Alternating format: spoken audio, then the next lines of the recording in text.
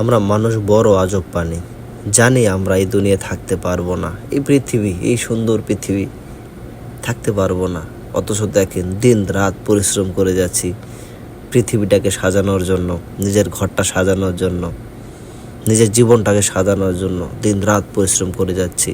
হালাল হারামের কোনো তোয়াক্কা করতেছি না।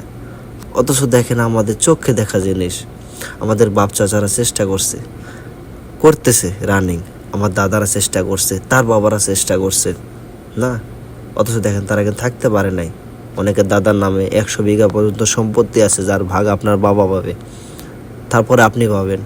অথচ দেখেন সেই দাদা কিন্তু আজকে দুনিয়াতে নাই, আপনার বাবা আছে।